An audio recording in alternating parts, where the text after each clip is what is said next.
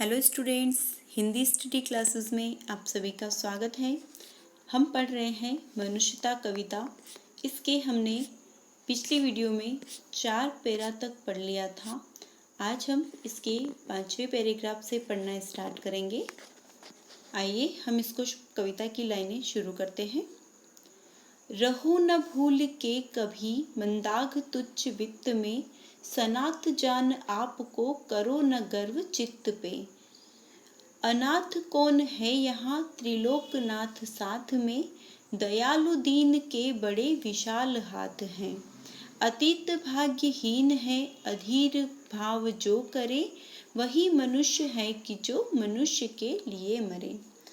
इन पंक्तियों में कवि ने जो धन दौलत को देखकर अपने आप पर अहम की भावना रखता है, उन पर व्यंग किया है और उन्हें कहा है कि हमें अपने आप पर धन दौलत का अहम नहीं चढ़ाना चाहिए, हमें अहम में चूर नहीं होना चाहिए। सबसे पहले हम इसके शब्दार्थ पढ़ लेते हैं। मंदांध का अर्थ होता है गर्व से अंधा। तुच्छ का अर्थ होता है महत्वहीन या थोड़ा। वित्त का अर्थ होता है धन, संपत्ति। सनात का अर्थ होता है जिसके साथ ईश्वर हो या सर्व समर्थ हो। अनाथ का अर्थ होता है बेसहारा। त्रिलोकनाथ तीनों लोक के स्वामी। दीन बंधु दीनों की रक्षा, मतलब दीन मीन्स होता है गरीब या दुखी, उनके रक्षक दीन बंधु कहलाता है। अतीत का अर्थ होता है, अतीव का अर्थ होता है अत्यधिक। भाग्यहीन का अर्थ है अभागा और अधीर का अर्थ होता है धैर्य न होना या धैर्य उसके पास नहीं होता है, उसके पास किसी प्रकार की शांति नहीं होती है। इसका भावार्थ है, प्रस्तुत पंक्तियों में कवि ने धन के उन्माद में अहंकारी न होने की प्रेरणा दी है। कवि के अनुसार धन की प्राप्ति कोई बहुत बड़ी उपलब्धि नहीं है। धन को प्राप्त करना कोई बड़ी बात नहीं होती है, यह मात्र एक तुच्छ उपलब्धि है। वह उस उपलब्धि को बहुत ही छोटा मानते हैं। इस पर कभी भूलकर भी घमंड मत करना। हमें कवि कहते हैं कि जो धन हमने कमाया है उसके ऊपर हमें कभी घमंड नहीं होना चाहिए। धन के बल पर या सांसारिक दृष्टि से स्वयं को सुरक्षित अनुभव करके अपने मन में अभिमान न करना, यह न सोचना कि तुम तो सनात हो। कवि कहते हैं कि तुम्हें जो आपके पास धन है, जो सांसारिक दृष्टि है, जो भोग विलास की आपके पास वस्तुएं हैं, उन सबको देखकर तुम्हारे अंदर अहम के भाव ना आ जाए। तुम इतना अभिमानी ना हो जाओ कि अपने आप को ही सनात, मतलब जिसको किसी और का सहारा ना हो, अपने आप को ही सनात मत समझ बैठना। धन या परिवार जन तुम्हारे नाथ हैं जो तुम्हें रक्षा कर लेंगे। जो ये धन और ये परिवार है, ये तुम्हारे नाथ नहीं है जो कि तुम्हारी रक्षा कर लेंगे।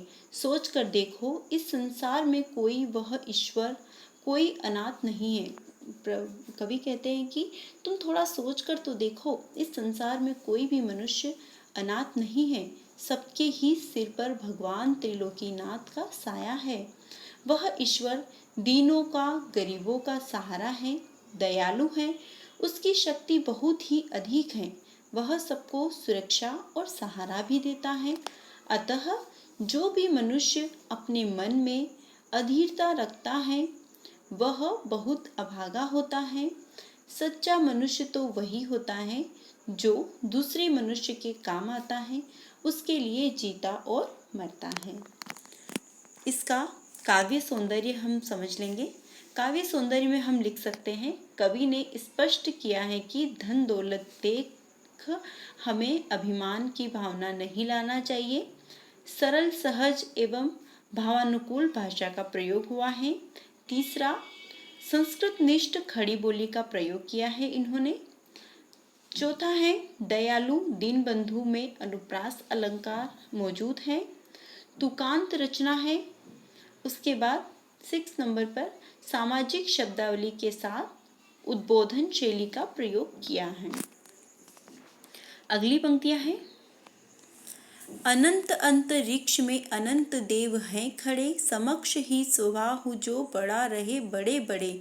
परावलंबन से उठो तथा बढ़ो सभी, अभी अमर्त्य अंक में अपंक हो चलो सभी। रहो न यूं भी कि एक से न काम हो और का सरे, वही मनुष्य है कि जो मनुष्य के लिए मरे। इन पंक्तियों का सबसे पहले हम देख लेते हैं कि इनके शब्दार्थ क्या हैं। अनंत का अर्थ होता है जिसका अंत न हो। असीमित, जो अनंत होता है वह असीमित भी होता है। सक्षम का अर्थ होता है सामने, और स्वबाहु का अर्थ होता है अपनी भुजाएं। परावलंबन का अर्थ होता है एक दूसरे की सहायता से, और अमर्त्य का अर्थ होता है अंक, देवताओं की गोद, और अपंक का अर्थ होता है कलंक रहित, और काम सरे का अर्थ होता है काम निकले। इसका भावार्थ है, कवि के अनुसार इस परिसीमित आकाश में असंख्य देवगण विराजमान हैं। कवि कहते हैं कि इस आसमान में असंख्य देव विराजमान हैं। वे अपने हाथ बढ़ाकर उदार हृदय, दयालु तथा परोपकारी मनुष्यों का स्वागत करते हैं और स्वागत के लिए खड़े रहते हैं।